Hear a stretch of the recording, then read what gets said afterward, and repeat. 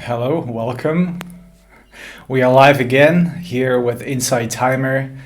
As always, I will give you a moment to settle in and allow a few minutes for everybody to connect so we can start the conversation. But right now, I invite you to introduce yourself and say hello. Where are you from? Start bringing everything together. So we have a wonderful stage for our session today. Today, as you can see, different time. I try to accommodate all parts of the world. Most of the time, the good time is for the Americas. This time, I decided to choose time that is more suitable for Europe. So it's morning now in Europe, and I want to say good morning to all the European listeners that are here. Hello, Martis. Hello, Caroline. Hello, Nima. Hello, Elena. Hello, Charlotte. Hello, Ralph. So good to see you. How wonderful to be with you all. Perhaps as a word of introduction, I'd like to see who's here for the first time. Perhaps send an icon of a raised hand, or raise your hand virtually in front of the screen. That would be truly wonderful to see who's here for the first time.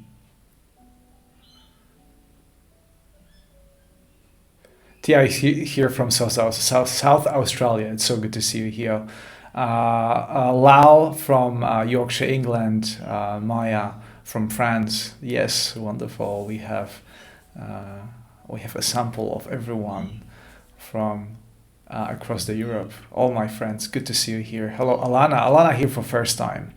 And Maya here for the first time. Tia here for the first time. Good to see you all.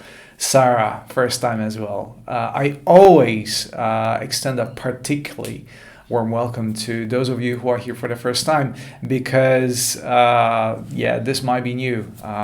Maybe my teachings, and perhaps you know me from my meditations, but you haven't attended a live session yet. So good to see you here. A few words about myself. There we go. My name is Tomek, and first and foremost, I'm a scientist. My mind is very scientifically oriented, and as you will see from this session, I use a lot of scientific language, but in a way that hopefully is accessible for you, and in a way that is easy to understand. I mostly talk about popular science, and in this way make things very accessible for you.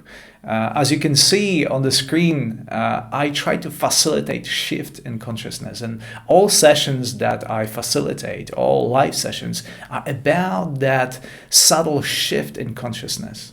And today's session in particular is very important because we will be talking about freedom from false beliefs. And what are the false beliefs, and how are they influence our everyday life? So maybe at the beginning of the session, perhaps I would like to hand in to you, and perhaps you can share with me what is a belief that you think that limits you in some way and somehow. I'd love to hear from you. In the meantime, hello Ralph, hello Linda. First time Tibike or Tibike. How wonderful. So as the answers come in, once again, what are the belief systems that I think that beliefs that somehow limit you in your daily life? And in the meantime, I just want to thank Inside Timer for allowing me to participate in those live sessions and making those live sessions possible. Also, I want to express my gratitude to all of you who support me here on Inside Timer, who follow me on Inside Timer, who listen to my meditations. Obviously, my work wouldn't be worth much if not for you, my listeners. and my followers. So thank you so much for all your support, for sending me messages, for being part of my circle, for emailing me, any form of communication, for replying or for commenting on my meditations. That's wonderful. Fatima says, not believing in myself and not being good enough. This is perhaps one of the most important false beliefs. Sharon says, not enoughness. Absolutely. Being not enough is something that we are forced to believe. Through the nature of the reality, through the way we are, through particularly the image that social media portray these days, we somehow, some way, we are forced to believe that whatever we do is not good enough. We always put ourselves in a disadvantage, always thinking that the happiness is somewhere out there, somewhere in the future. And this is obviously one of those super important limiting belief systems limiting beliefs that has huge influence on your life. And to set the stage, or maybe Nima, I'm concerned about how others will perceive my actions. This is very limiting. Obviously, how others see us. And this can limit us in a very, very profound way. Something that I want to share with you today. Sometimes what I do is read from books, and I want you today to hear the words of Jane Roberts from her book about nature of personal reality. She wonderfully talks about limiting belief systems. And perhaps before we continue this conversation, I'd like to read a few excerpts from that very book, because I think this is a book that heavily influenced me and still has big impact on my life. And obviously, I want to share that with you and want to hear your opinion. What do you think about what I'm about to read?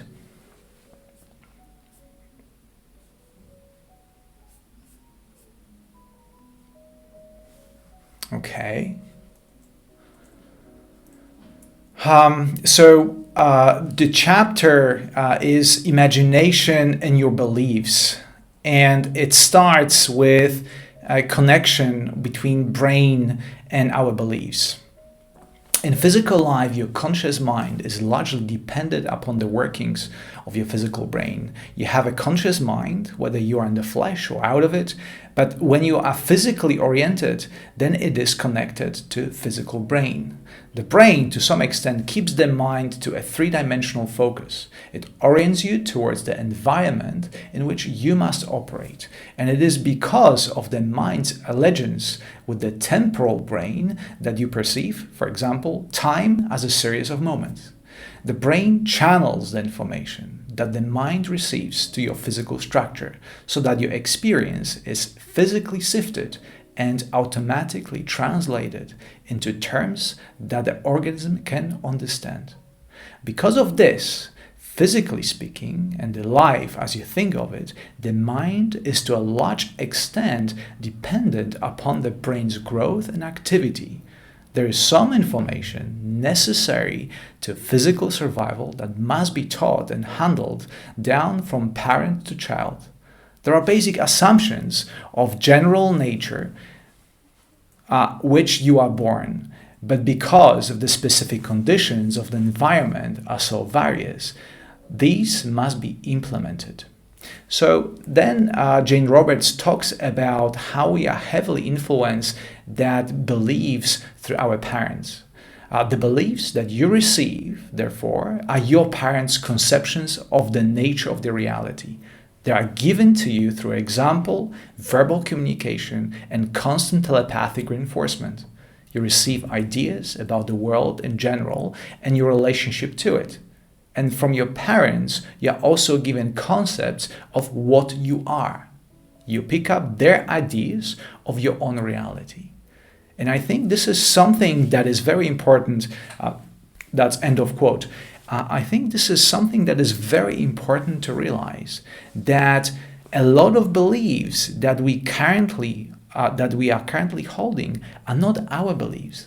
These are beliefs that come from our childhood and were passed to us either through our parents or our teachers or our community or our society.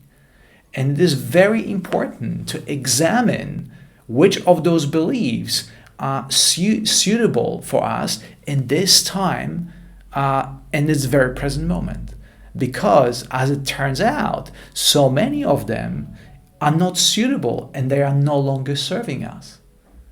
A very good example here of that belief system, of that limiting belief, would be we given as a child is, it is not safe to cross the road. Obviously, this is a very good, and your parents will reinforce that with threats and maybe pictures of you being injured and try to implement that belief in you. And this is a very good belief when you're a child. But when you're a grown-up person, believing that is not healthy and safe to cross the road would be it would be a limiting, an example of a limiting belief systems. And having the fear of crossing the road every time you do it would be certainly not the way to go. Another example that Jane talks about is here. So this is another excerpt from the book. For example, it may seem silly to you that you ever believed in, say, original sin. It may not be so obvious that many of your present actions are caused by a belief in guilt. We will have much to say about the way in which your beliefs can be connected simply because you are not used to examining them. You may say, quote unquote, I'm overweight because I feel guilty about something in my past. You may then try to discover what the charged event was, but in such a case, your trouble is a belief in guilt itself. You do not have to carry such a belief. I am well aware that strong elements of your civilization are built upon ideas of guilt and punishment. Many of you are afraid that without a feeling of guilt, there would be no inner discipline and the world would run wild. It is running quite wild now, not despite your ideas of guilt and punishment, but largely because of them. This is end of quote.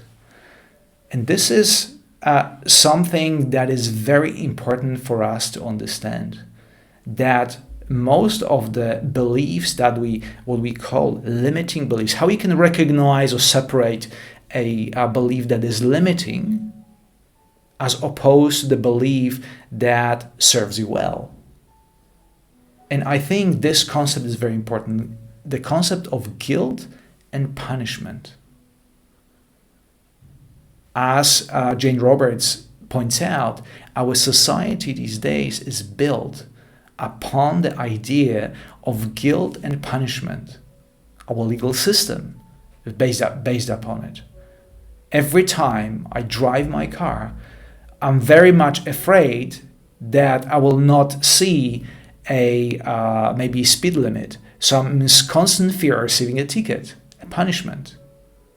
It's so typical. And those emotions, consciously or subconsciously, pervade my reality on a moment-to-moment basis.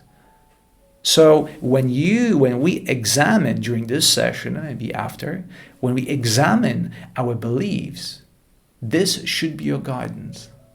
Does the belief that you talk about, that you consider, does it cause you guilt? And is it based on a punishment? Is the contrary to belief would make you pay in some form and shape? This is very important here. The concept of guilt and punishment that follows so many of those beliefs that we consider false and limiting. So now Jane starts talking about how where those beliefs are being placed. And now another excerpt from the book. Many such beliefs lie quite within the conscious mind. The grown adult, not used to examining his or her own beliefs, however, may be quite unaware of harboring such an idea. The idea itself is not buried in unconscious, it is simply unexamined. So one of the most hampering beliefs of all, as earlier mentioned, is the idea that the clues to current behavior are buried in unusual are buried and usually inaccessible. This belief itself closes to you the content of your own conscious mind and prevents you from looking there for the answers that are available. And this is another important point that Jane Roberts makes here, that when I talk here about limiting beliefs and false beliefs, I'm not talking necessarily about something that is hidden from you, and you have to dig deep or search help of a psychologist or go through many sessions of psychotherapy to finally bring them to the surface. A lot of those beliefs are right there, and the only way to deal with them, and very easy way to deal with them, is to bring them to the surface through our mind, through examining what they are and how they influence our life. And as I said before, do they cause guilt in us in some way? How do they make us feel? And again, as I said before, if they make us feel guilty, or if they elicit in some way, somehow, a negative emotions, perhaps these are the beliefs that not serving us very well and do not serve our current purpose.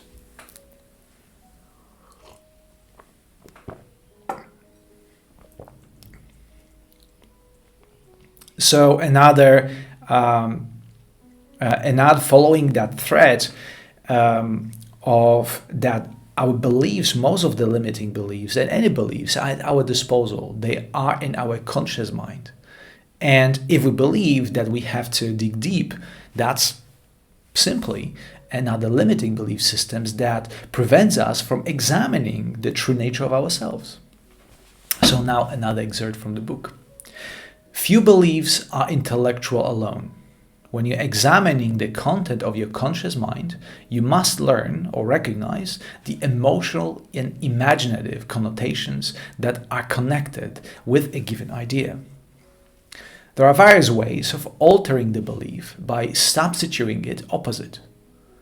And now Jane goes into the method that we will be using today during our meditation. One particular method is three-pronged. You generate emotion opposite to one that arises from the belief you want to change.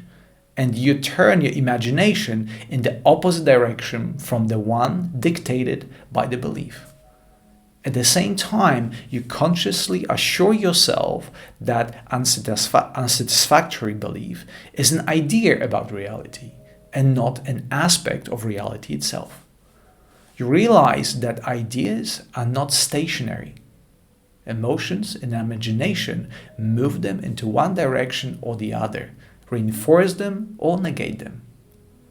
Quite deliberately, you use your conscious mind playfully, creating a game, as children do, in which for a time you completely ignore what seems to be in physical terms a quote-unquote pretend that what you really want is real. If you are poor, you purposely pretend that you have all you need financially. Imagine how you will spend your money. If you are ill, imagine playfully that you are cured. See yourself doing what you would do. If you cannot communicate with others, imagine yourself doing so easily.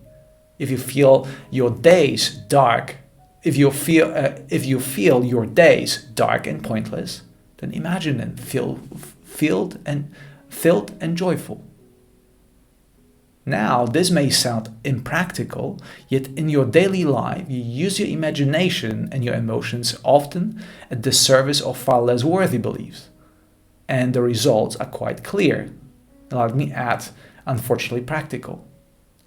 As it took a while for the unsatisfactory beliefs to become materialized, so it may be a time before you see physical results. But the new ideas will take growth and change your physical experience as certainly as the old ones did. The process of imagining will also bring you face to face with other subsidiary ideas that may momentarily bring you up short. You may see where you held two quite conflicting ideas simultaneously and with equal vigor. In such a case, you stalemate yourself. You may believe that you have a right to health, and yet with equal intensity believe that the human condition is by nature tainted. So you will try to be healthy and not healthy at the same time, or successful and not successful, according to your individual system of beliefs. For later in this book, you will see how your beliefs would generally fall into a system of related ideas. This is the end of quote.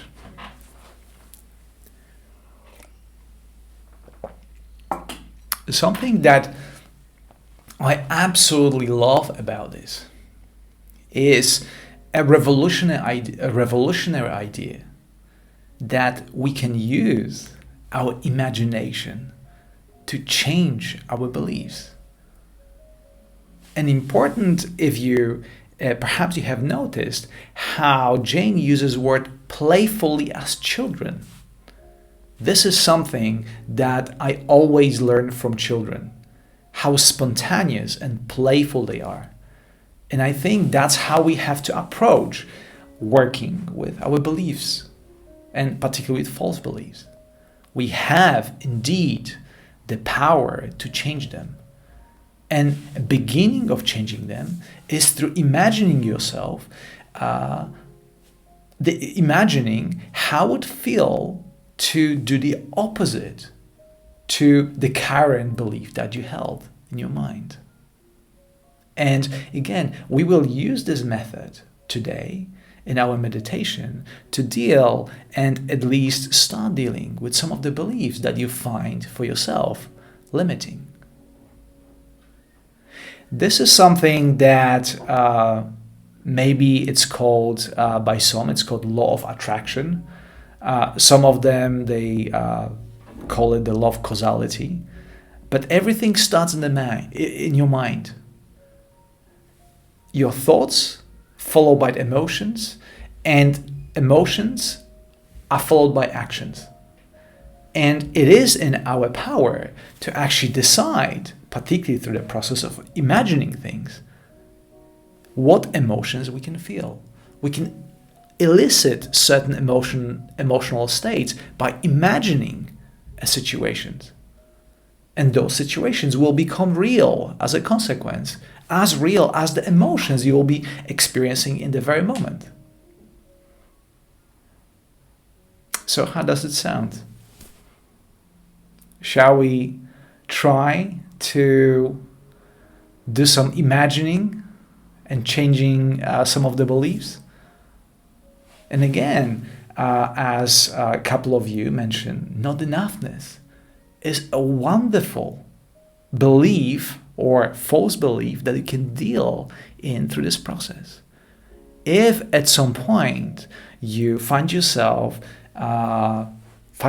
feeling not enough, how about in this meditation you find yourself in a place that you're absolutely wonderful, you're completely fulfilled and amazing, and more importantly, see or perceive how does this imaginary picture will make you feel.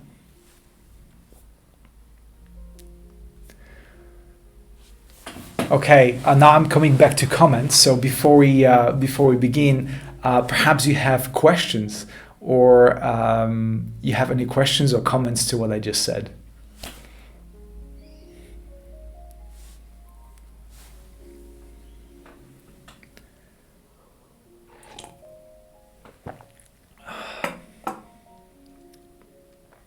Ella asks the simple question, if I have a circle.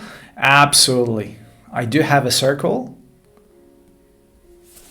And there you are. It's simply called Tomek Circle, and you're more than welcome to join it anytime. We have conversation going on there, and a lot of us come there on a daily basis to ask questions, make comments, and as a follow-up to our live events.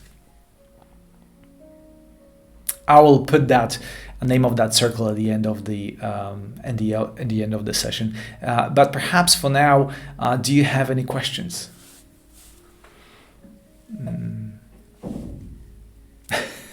Yuma says, my head is reeling. It's a lot to digest. It is indeed. I understand.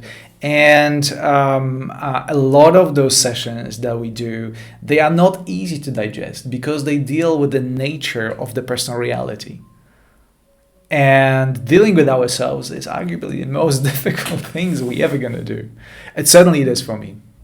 Dealing with myself on a day-to-day basis and dealing with my shortcomings, with all the beliefs that I hold in me, it is not an easy thing.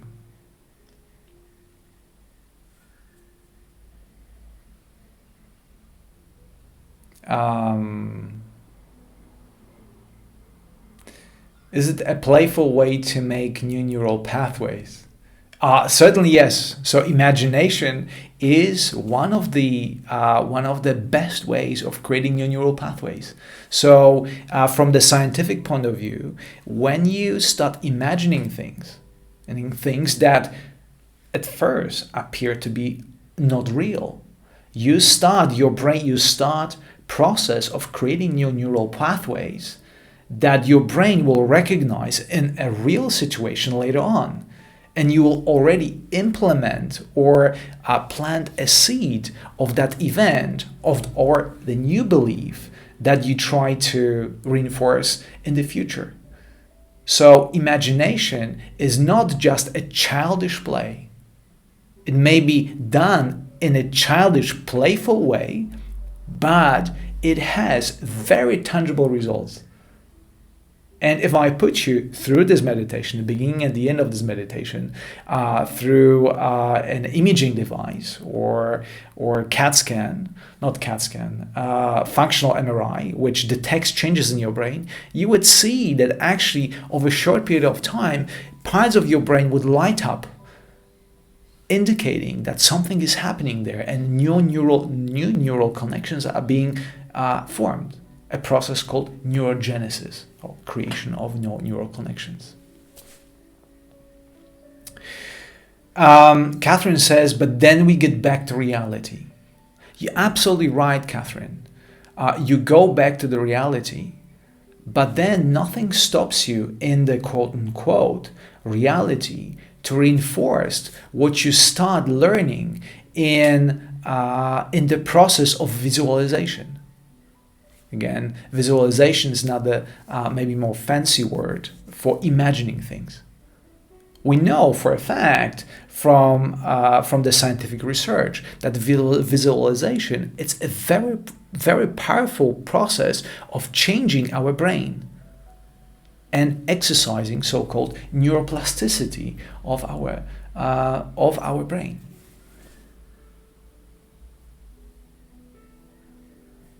Lena asks, limiting beliefs control thoughts and behavior. How do we break that pattern?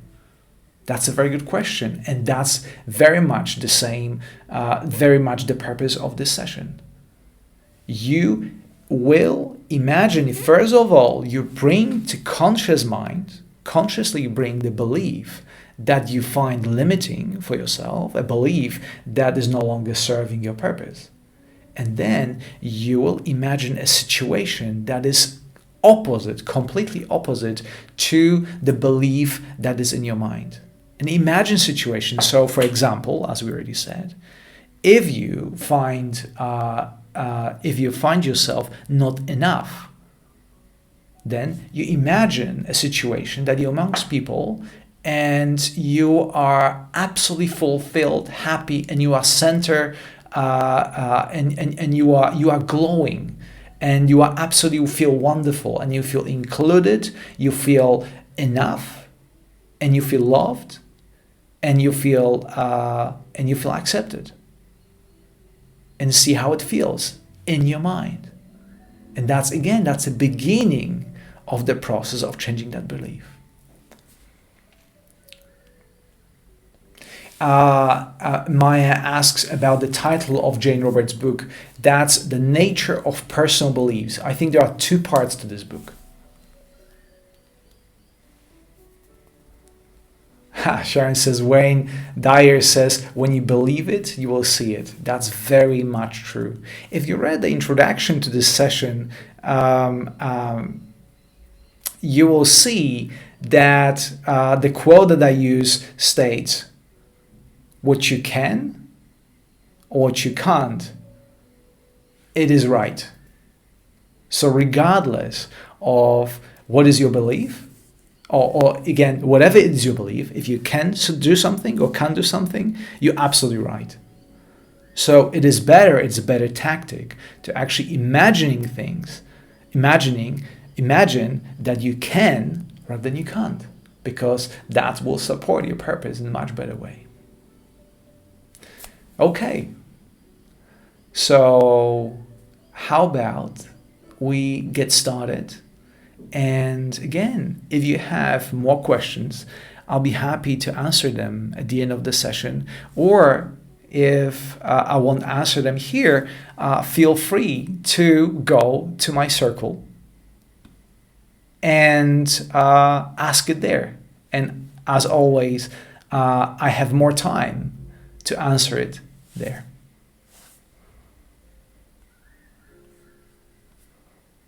Okay. So let us begin. So before you close your eyes, I will ask you to bring to mind a belief or something that you find that limits you in your life. Perhaps you feel not enough. Perhaps you are afraid, you think you are not a good public speaker, one of the most common fears. And let's start there. Let's start bringing to awareness those beliefs that hold you back. And together, in this very good company of yours, of so many of you from across the world, we will sit together and examine them the way they are. And perhaps imagine a situation in which the opposite is true. And how will that make you feel?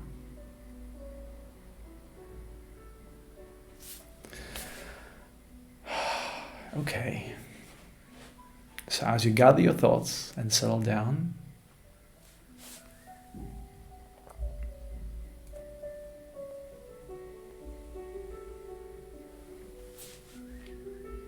make yourself feel comfortable. It's always better to start this process when you feel relaxed. Again, you are dealing with your imagination. So you are safe, secure, and protected. There's nothing to be afraid of. You are surrounded by friends, and I'm always here to hold the space for you and to be by your side during this process. So rest your hands in your lap, your feet on the floor, upright.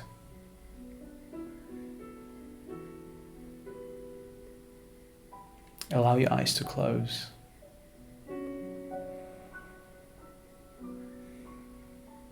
And as we always do at the beginning of the meditation, take a couple of deeper cleansing breaths to set up the stage.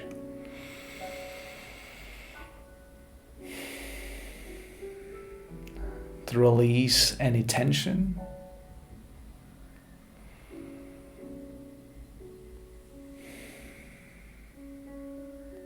to let go of any physical discomfort that may just get in the way of this process.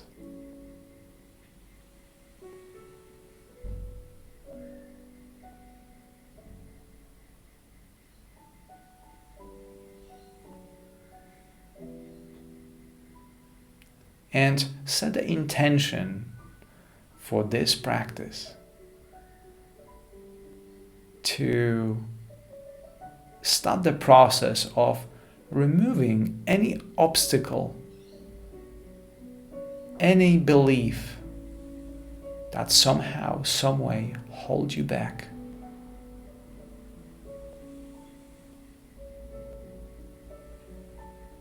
Knowing that you have the power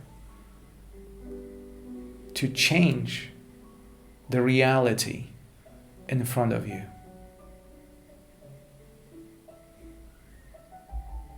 Every process starts as a thought and starts as an image in your head. Every idea that you can think of, that now it's the reality. Every invention started as a thought in the person's imagination. So we are tapping into the innate ability to adjust our beliefs through the process of imagination.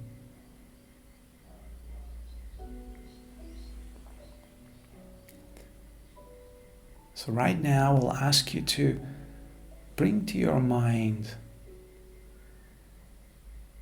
a belief that you've been holding that no longer serves you.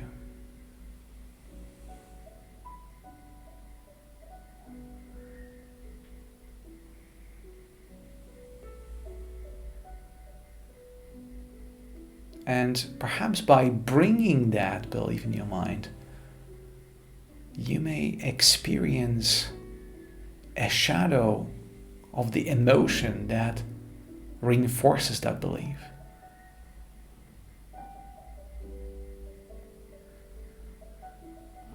Since this process happens in our imagination, this feeling or this emotion may not be as strong, and that's exactly what we're going here for.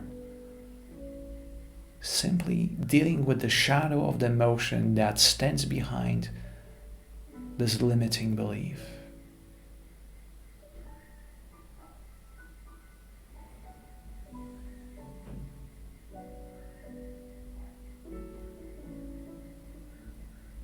And now, in your imagination, in your mind's eye, construct a situation that is exactly opposite to that belief, that limiting belief.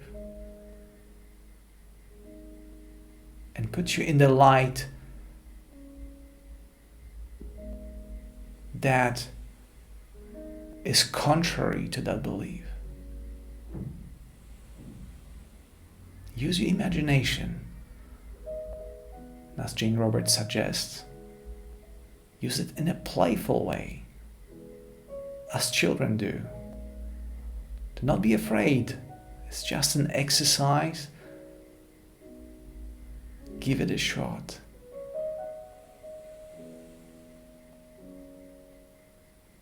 Use your imagination to bring to your mind's eye the situation in which you are wonderful and radiant, completely opposite to the belief that you try to change.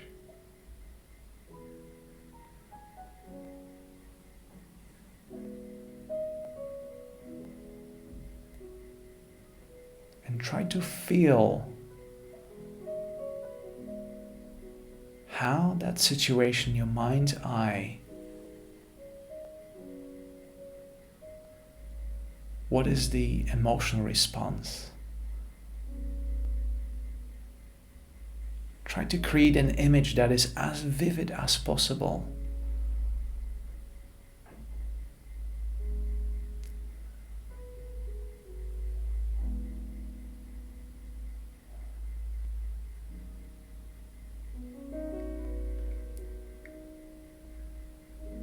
Ask yourself a question: how does it make you feel?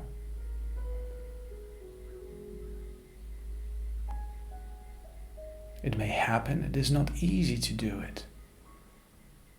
That's okay, it is a process.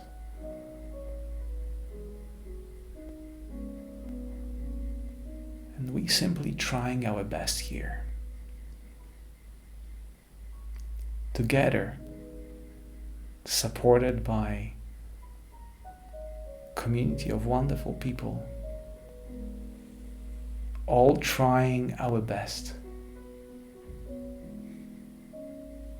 Feeling supported in this process by me holding the space for you, by everybody else playfully imagining our best selves.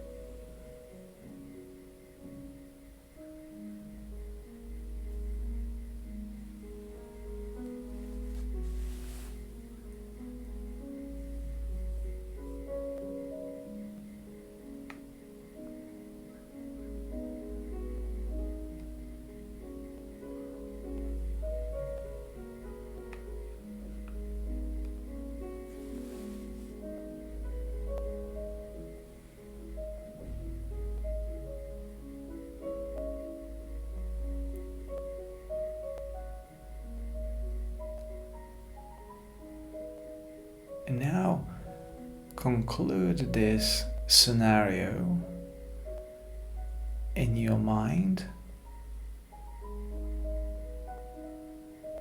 You just planted a seed of change, out of which you grow a new, improved belief that will serve you better.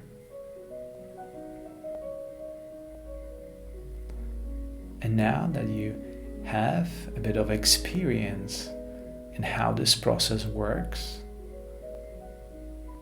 let us bring to the table another obstacle, a limiting belief, something that holds you back. And let's try this process again.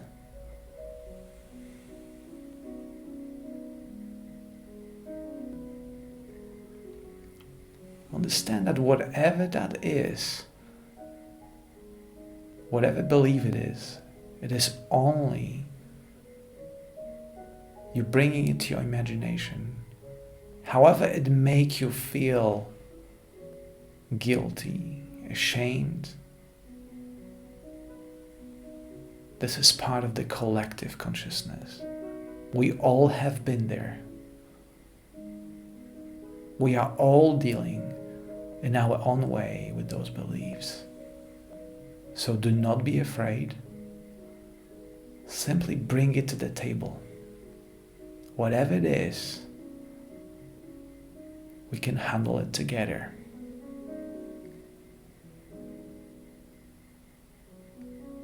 And once again, feel the shadow of the emotion that underlies this false belief or limiting belief.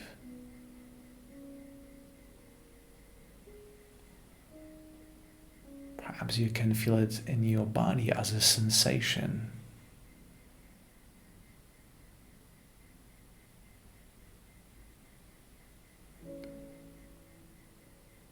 And now create once again a scenario in which the opposite is true. Imagine a situation in which you are the exact opposite. Radiant, full of joy, fulfilled, loved, worthy and enough.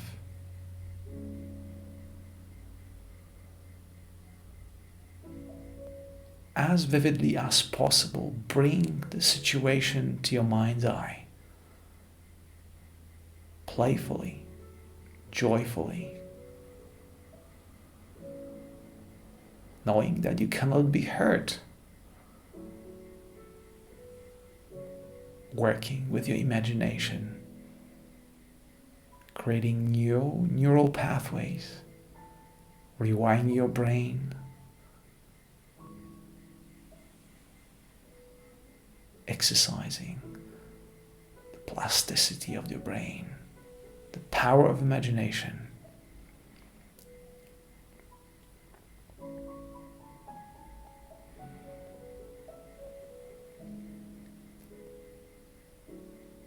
And if your scenario is ready,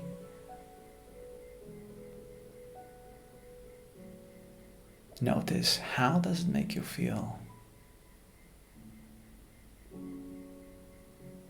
What is the emotion behind this new you?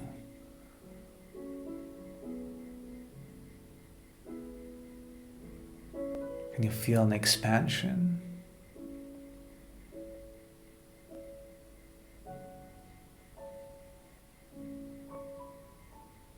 Are there any bodily sensations that follow this emotion, this feeling?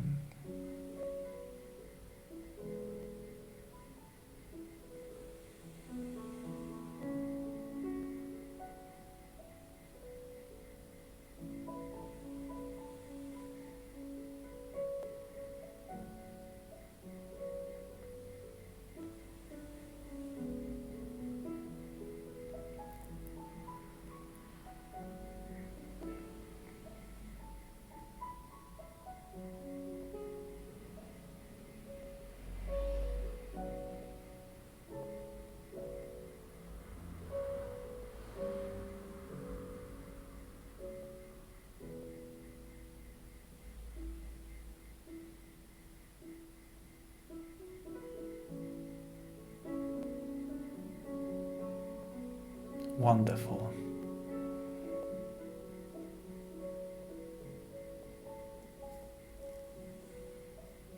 Now, to conclude, create a mental note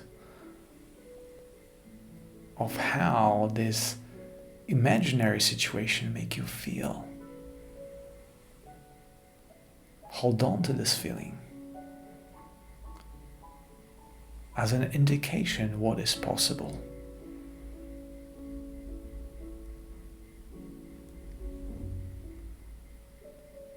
You all did great. And now, express your gratitude to all of us here that co-created this space, allowing the imagination to flow playfully, wonderfully.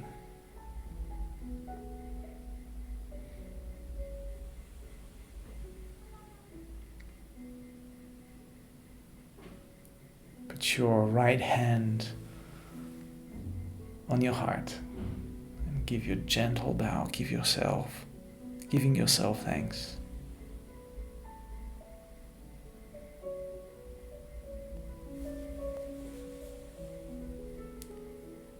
And now to finish, slowly start bringing yourself back, connecting with all the physical senses, with the sense of touch,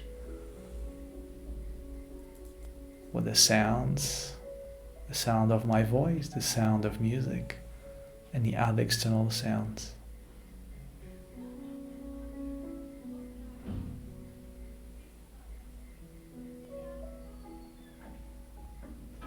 And now add some physical movement, wiggle your toes, move and stretch your fingers. Slowly and gently tilt your head to the left, feeling muscles in your neck. Tilt your head to the right, feeling the opposite side of your neck. Bring your head back to the center and joyfully take one deep cleansing breath in through your nose and out through your mouth.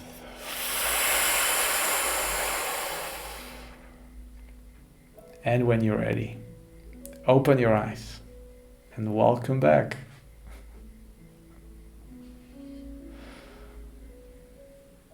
How wonderful. Thank you so much. How did it work for you? Were you able to imagine the situation that is contrary to the belief that holds you back?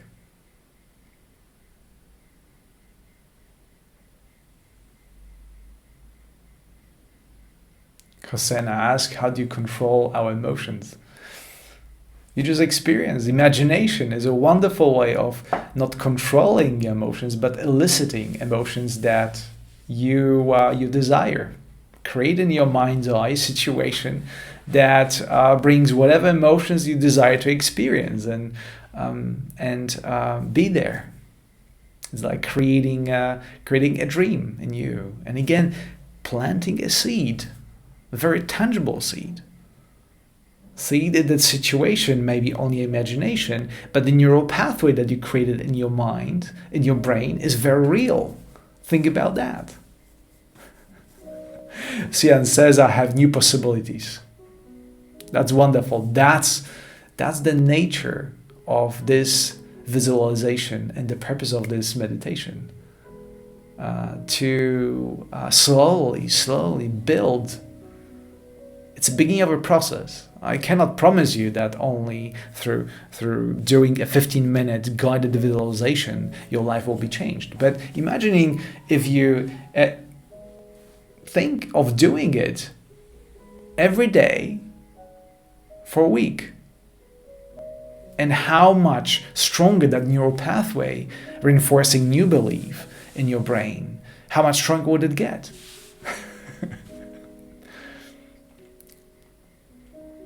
Karolinka says, I felt physical pain in my hands and face. Very interesting. Very interesting. A lot of beliefs that we have manifest as health problems. So it is not surprising to me that if you bring to mind the belief that you want to let go of, it will manifest as a physical pain. This is very interesting. So perhaps, Karolinka, if that sensations are something that you can handle, I would suggest to do them again and repeat the process and eventually see how the pain subsides.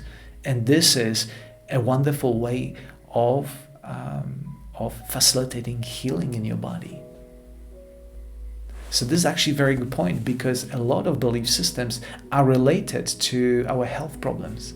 And by changing those beliefs, you're healing ourselves, or you begin the healing process.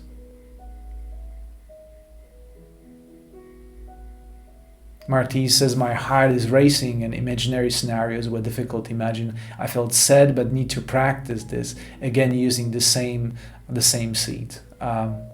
Absolutely right. This practice is not necessarily easy, but it's certainly very, very beneficial. So if you experience resistance, this is a good sign. This is a positive sign. It means that it works, that something begins to change in you. Through your mind, you heal your body. And both, all the aspects, the physical, mental, emotional, and spiritual, they come together. And you have the power to do it.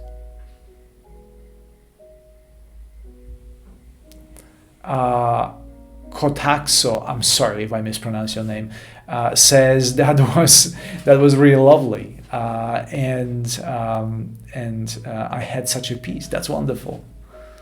Certainly, a lot of release may happen during these practices. So, by all means, take that to the next level. Create those positive emotions.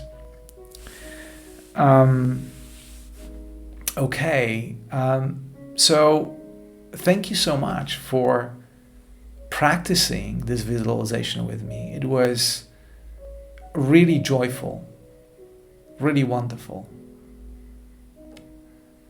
It is something that works so much better in the group setting. I think we experienced our experience was amplified by the collective consciousness and our collective intention right here, right now. So thank you for that.